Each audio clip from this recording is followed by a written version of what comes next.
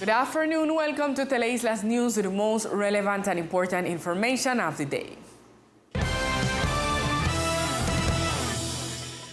The hearing of Governor Everett Hawkins was suspended, which had been imposed by a delegate prosecutor before the Supreme Court of Justice, where he requested a hearing for the presentation of charges and a measure of house arrest against the governor of the department.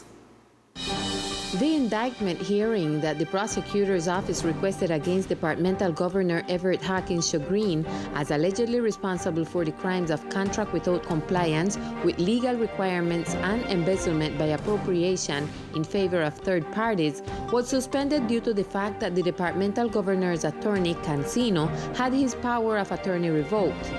The hearing was scheduled for September 27. We remind the community that the hearing is being held due to the proof material collected by the prosecutor's office, where it was evidenced that between April 2 and May 29th of 2020, Hawkins Shogreen signed 16 service provision contracts for a value of 240,551,122 pesos with beneficiaries who were natural persons that would be in charge of supporting the management of the Secretariat of Tourism. This should be completed in a period of 7 months. The purpose of the contracts would be to carry out tourist inspection activities, update the island's information to be disseminated to visitors, as well as nursing assistants, among many others. According to the investigation, these contracts could not be signed because by then, a national decree prevented recreational activities in places such as beaches and tourist sites to avoid the spread of COVID-19. Teleislas News will be attentive to the information that will be provided on September 27th during the hearing.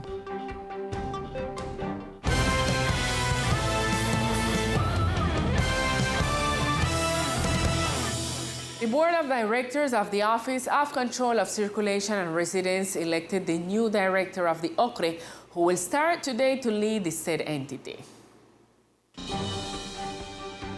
Attorney Pilar Bryan was elected by the Board of Directors of the Office of Control of Circulation and Residence, OCRE, as the new director of the entity, who arrives with challenges and goals to try to improve the function of the office. I want to give the community greetings and to tell them say I'm going to work hard to try bring back again the credibility to the island, to all the community, and try to take out all the process that we have there that they might be having more than 15 years, some of them that they don't define.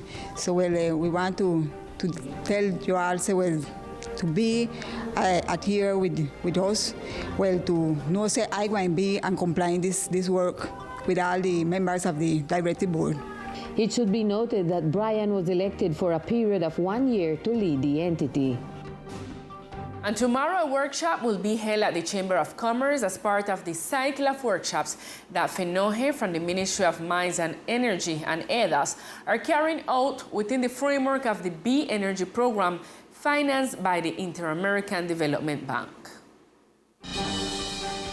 Within the framework of the agreement signed with the Inter-American Development Bank, FENOGE and the Ministry of Mines and Energy have been developing technical workshops to teach the community of the islands how to have a correct energy consumption. In this regard, the manager of EDAS, Randy Bent, spoke about the workshop that will be offered next Wednesday. Working with a series of a workshop in order to teach our community how to handle the right consume of energy, be efficient with the consume, and also work with the solar panels and these other alternative way of generating energy. At this moment, on Wednesday, we're going to have another workshop in the installation of the Camera Comercio, starting at 6:30 in the evening on through till 10:30 at night. Whoever interested to participate in the courses or the workshop could inscribe themselves through the web. We have a link on our web on the different media circulated in the island. You will find it. Or if you're not able to inscribe through the web, then you could come here personal at EDA's offices. The workshop will start tomorrow, Wednesday, September 13th, and is called Design a Photovoltaic Installations Connection to the Electrical Grid. The days of the workshop will be on Wednesdays, Thursdays, and Fridays during 5 weeks for a total of 60 hours with schedules from 6:30 in the morning to 10:30 at night, and it will be completely free and certified for attendance. Interested persons may contact phone number 512-8024 or cell phone number 316-693-2268. Progress project is advancing satisfactorily, which seeks to support the micro-entrepreneurs of the island. Today is the second phase of the Progress program, which seeks to promote the economic reactivation of 235 micro-businesses in the archipelago, which will receive supporting materials for their businesses and accompaniment. Yokohama J., social manager of the initiative, says that today and tomorrow, those interested in the call must file all their documentation. El día de hoy estamos en el New Point. Today we are at the New Point Plaza facilities in Office 204 in the second phase of this call, which is to receive application documents. I invite the entire community of San Andres who have micro businesses and were with us in the first phase, which was the registration phase, to come today, Tuesday. Tomorrow, September 14, we will be in the auditorium of the Coral Palace, and the hours in which we are working receiving application documents are from 8 a.m. to 5 p.m. The Progress project will extend its documentation submission deadline to the 15th and 16th in order to allow our micro-entrepreneurs to join the initiative. In other news, the National Navy announced that it is strengthening security measures to attack the problem of boats that transport illegal migrants to North America and transit through the waters of the archipelago. Captain Octavio Gutierrez, commander of the Specific Command of San Andres, Providence, and Santa Catalina, spoke exclusively to Teleislas News about the strengthening work being carried out in maritime patrols to detect vessels transporting illegal migrants. Ya venimos realizando eso. We have already been doing that first with electronic detection systems that have given good results and human information, and finally our patrols. It is clear that San Andres route is more attractive. It is shorter, more costly, but it is safer compared to the Cork of Darien or Panama. However, we have to look for the processes against the smugglers to produce results. The commander of the Specific Command in San Andres indicated that actions to prevent illegal fishing and capture vessels transporting drugs are also being strengthened.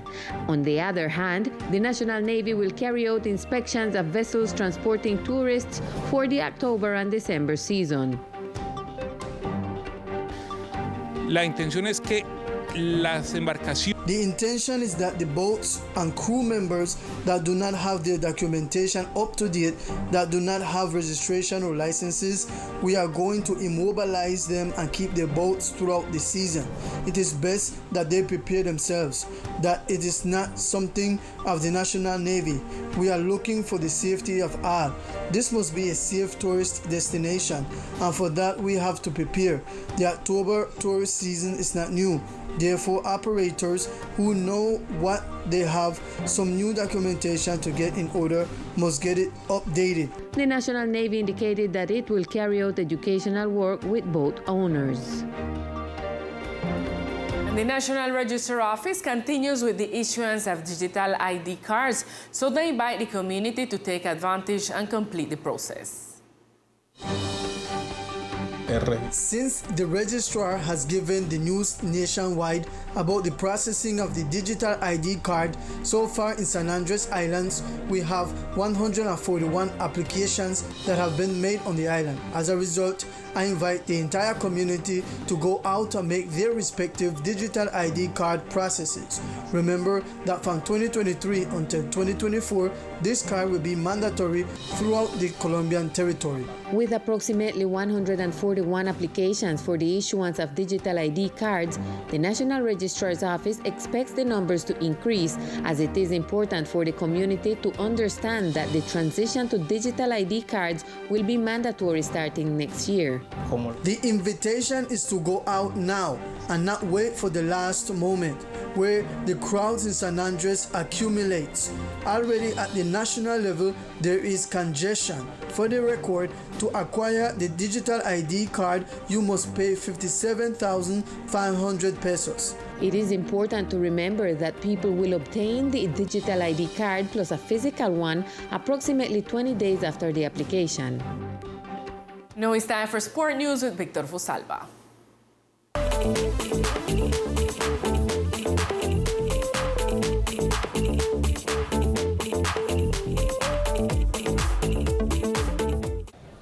And an evening of baseball at the Wellingworth Baseball Stadium with the continuation of the Departmental Baseball League. A great game was played by the Loma and San Luis teams in a great afternoon of baseball in the Summer Cup League that took place in the Wellingworth May Stadium. The team from the Hill opened the scoreboard by scoring the first run of the afternoon, but thanks to the batting of San Luis team, they were able to come back and take the victory that puts them in first place of the Summer League tournament of the Departmental League, supported by the Colombian Baseball Federation. As the tournament progresses, the players are improving their quality of play in order to be ready for the next national games, according to Antonio de Armas. Well, the tournament is going on normally, and day by day, the improvement is increasing. The technicals of our baseball is increasing day by day, and with the benefit of that way, this way we expect to have a team with high competitive for the two Juegos Nacionales. All the strangers and the players, Colombian players that came from the mainland, they apport a lot to the development of our baseball. They have been fundamental for the development of the baseball in our island at this moment. The differences between the team, the first and the second, is not more than 2 games. Between the fourth team and the first is not more than 3 games, 3.5. So anyone of the team can classify. Nobody is eliminated at this precise moment. The level of the tournament has been improving as the tournament progresses. And at Velodia Road, with a great recognition to one of the great horses of horse racing.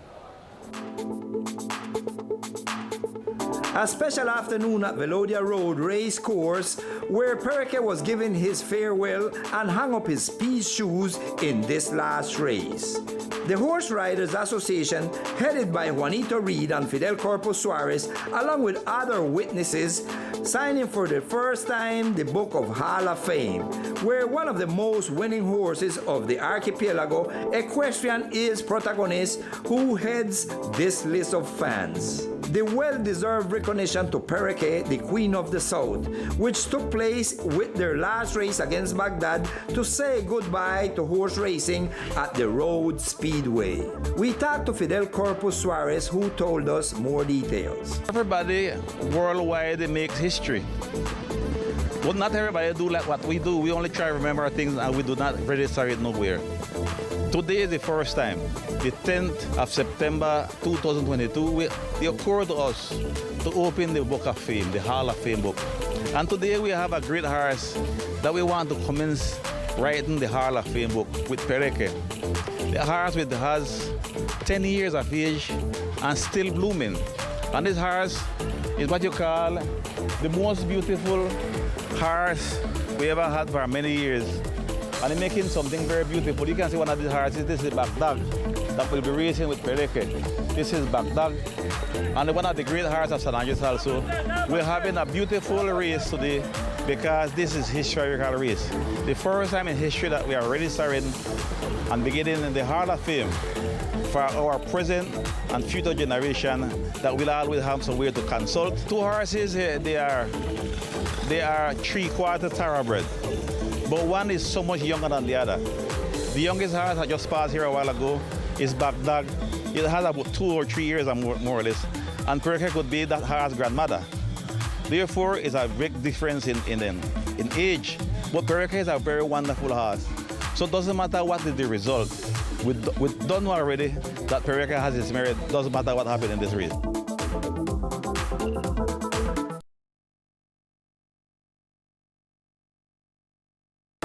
News. Thank you, Victor. With Sport News, we reach to the end of our broadcast. See you tonight at 8 p.m. with more Teleislas News. Good afternoon.